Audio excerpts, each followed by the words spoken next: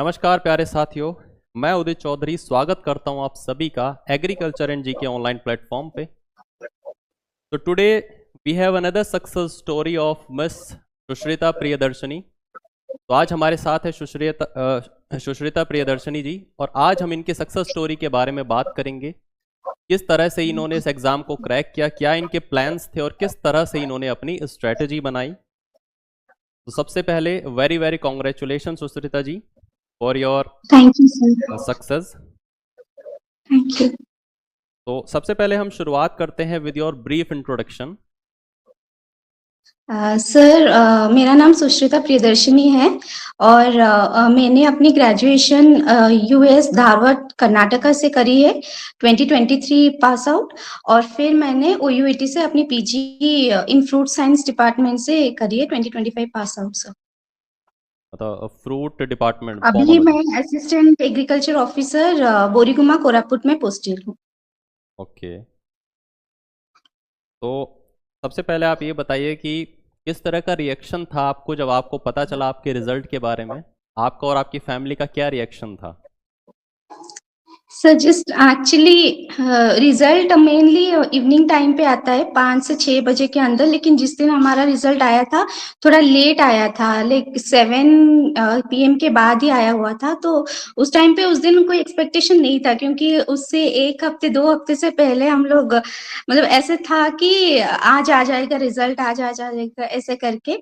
तो उस दिन जब नहीं आया था तो हम थोड़ा डिप्रेस तो थी, लेकिन फिर एक सडनली एक मैसेज आया ग्रुप में कि आ गया है रिजल्ट, चेक करो। तो मैं तो तब बैठी हुई थी, तो रिजल्ट देख के मैं शॉक हो गई थी। मेरे पेरेंट्स बहुत खुश थे उस टाइम पे सर।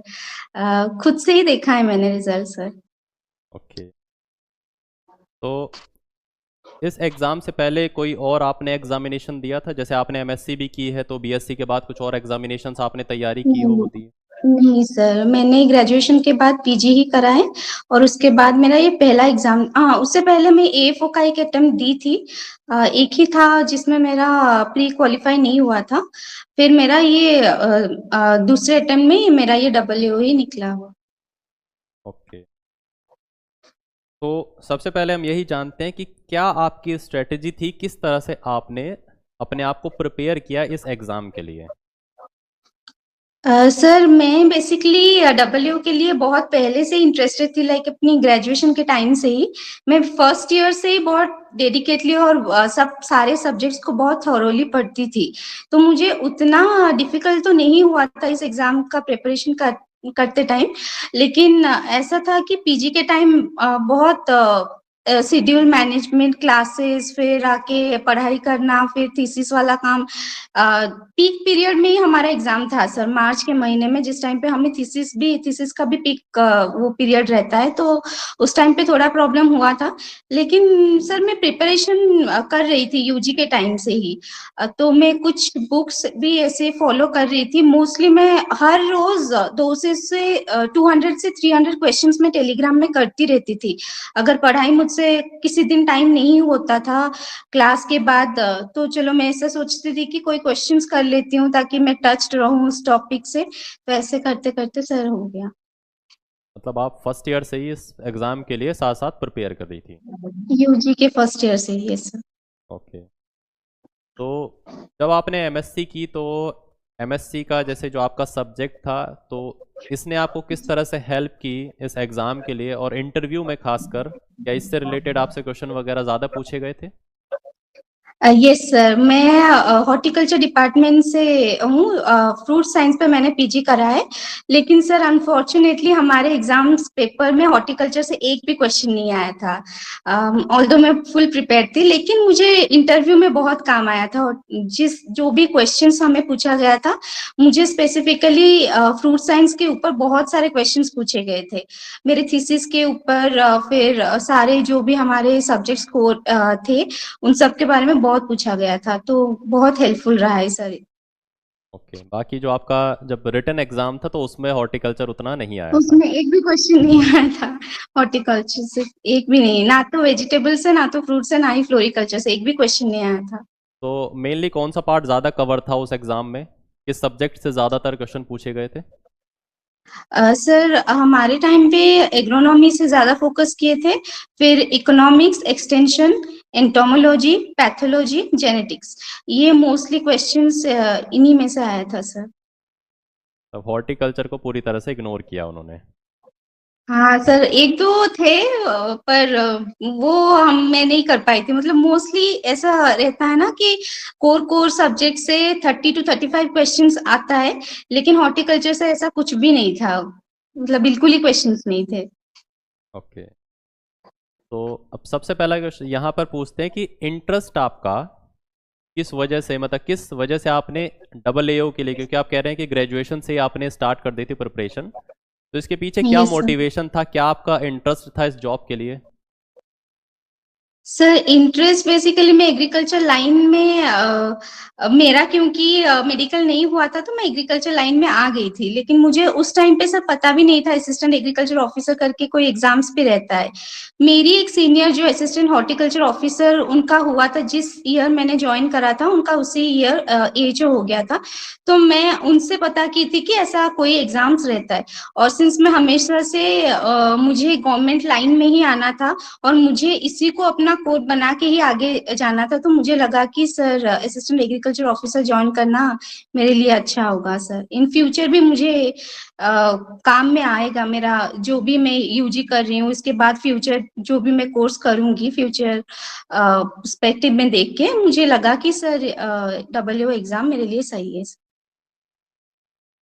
तो what you consider your major strength, जिसने आपको सबसे ज़्यादा हेल्प किया इस एग्ज़ाम को क्रैक करने में?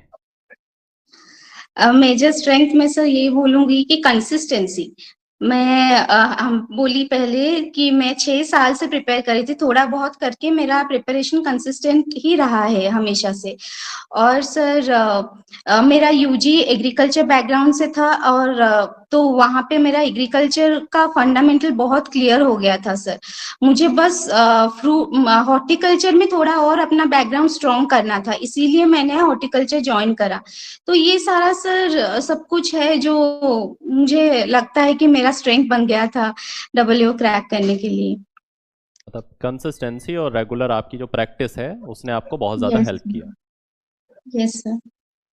और सर मैं टाइम निकाल लेती थी हर रोज 4 to 5 आवर्स। अगर कोई हेक्टिक डे था तो 2 to 3 आवर्स, लेकिन फिर भी मैं थोड़ा बहुत पढ़ती रहती थी सब्जेक्ट्स को लेके, क्योंकि सर सडनली नोटिस आ गया, मतलब हमें पता था कि कभी भी नोटिस आ सकता है, तो इसीलिए हाँ पढ़ती रहती थी सर।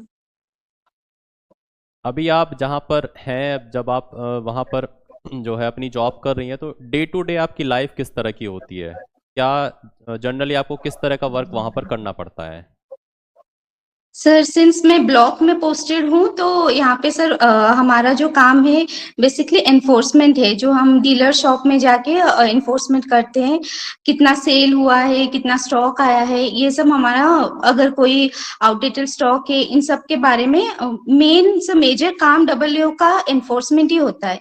तो मैं ब्लॉक में हूँ, तो मुझे फील्ड विजिट्स भी रहता है बहुत सारे स्कीम्स है सर, जिसके ऊपर हमें फील्ड विजिट करना रहता है और एनफोर्समेंट। उसके अलावा भी सर बहुत सारे स्कीम्स है जिसका सारा काम डिजिटली होता है, ऑफिस में से ही होता है सर। हेक्टिक तो नहीं बोलूंगी, लेकिन सर फुल डे काम तो रहता है। तो जनरली जो आपका ऑफिस टाइमिंग है वो क्या रहती है? सर 10 to 5 रहता है, लेकिन सर कभी कभी लेट भी हो जाता है, 6, 6:30, 7 ऐसा हो जाता है, और मीटिंग वाले दिन थोड़ा और लेट भी हो जाता है, 8, 8:30 करके ऐसे। ओके, तो मैं जानना चाहूँगा how agriculture and GK helps you in achieving your dream. Sir agriculture and GK का नोट्स मैंने पढ़ा हुआ है। मैं अपनी एक फ्रेंड से लेके मैं पढ़ती थी, क्योंकि मैं कोर्स नहीं खरीदी थी उस टाइम पे, मुझे पता नहीं था, मैं नहीं खरीदी थी। लेकिन नोट्स सर मैं पढ़ी हूँ। नोट्स सर बहुत कंसाइज थे और बहुत टू द पॉइंट थे सर। मुझे टू बी ऑनेस्ट मुझे बहुत अच्छा लगा था नोट्स पढ़ के, क्योंकि मेरे कॉन्सेप्ट जितने भी क्लियर थे, मुझे लगता था कि हाँ ठीक है हो जाएगा शायद। लेकिन एग्रीकल्चर जीके का नोट्स पढ़ के मुझे लगा कि नहीं, शायद मैं कहीं गलत थी, मुझे इसको और डिटेल में पढ़ना था। अब मुझे वो पढ़ के सर वहीं से समझ आया सारा कॉन्सेप्ट। और सर टेस्ट सर मैंने एक मॉक भी लिया था एग्रीकल्चर जीके में से। उस टाइम पे सर मेरा ये एसएन से पहला जॉब में अप्लाई की थी और इंटरव्यू था, तो मुझे पहले कोई आइडिया भी नहीं था कि किस एरिया से क्वेश्चंस पूछा जाता है, कौन से टॉपिक को बेसिस बना के। तो सर वो मॉक इंटरव्यू भी मुझे बहुत काम आया था, बहुत प्रैक्टिकल सिचुएशन बेस्ड भी पूछे थे मुझे और टॉपिक में से भी पूछे थे सर। ओवरऑल मुझे बहुत हेल्पफुल हुआ है sir. Thank you sir.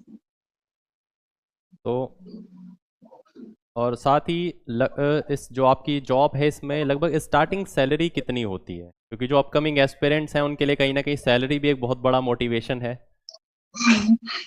Sir salary तो वैरी करता है, लाइक बेसिक तो रहता है सर, लेकिन उसके ऊपर टीए डीए और एचआरए ये सब मिल के भी आता है, तो वो तो वैरी करता है, लेकिन सर 60,000 to 65,000 इन हैंड आ जाता है सर। मतलब एक बहुत अच्छा सैलरी पैकेज जो है आपको स्टार्टिंग से ही देखने को मिलता है। Yes sir. तो लास्ट में मैं यही जानना चाहूँगा कि जो आपके फ्यूचर एस्पिरेंट्स हैं जो भी तैयारी कर रहे हैं इस एग्ज़ाम के लिए, उनके लिए आपका क्या सजेशन रहेगा? सर सजेशन देखिए सर, हमारे जितने भी सीनियर्स जिनके टाइम पे वो लोग डब्ल्यू क्रैक किए थे, उनके टाइम पे एक शेड्यूल आता था, लाइक एक सिलेबस आता था कि ये पोर्शन से इतने सारे क्वेश्चंस आने वाले हैं, ऐसे करके उनका आता था, तो वो लोग फोकस करते थे मेजरली वही एरियाज को।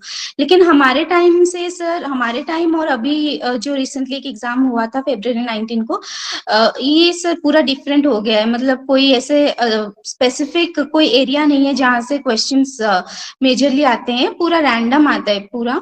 तो मैं सर बोलना चाहूंगी एस्पिरेंट्स को, ऐसे कोई मेजर सब्जेक्ट जैसे हम लोग सोचते हैं कि एग्रोनॉमी हो गया, हॉर्टिकल्चर, जेनेटिक्स, एंटोमोलॉजी, पैथोलॉजी, इनको मेजर मान के चलते हैं सर, ऐसे सोच के नहीं जाएं और सारे सब्जेक्ट्स को इक्वली अटेंशन देके, सबको इक्वल इंपॉर्टेंस देके पढ़ना पड़ेगा, क्योंकि मैंने नोटिस किया, मैं पढ़ी थी, देखी थी इस साल का क्वेश्चन पेपर, जहाँ पे फॉरेस्ट्री से बहुत सारे क्वेश्चंस आए थे, जनरली नहीं आता है सर। अराउंड 5 क्वेश्चंस ऐसे आना चाहिए, लेकिन बहुत सारे क्वेश्चंस आए थे।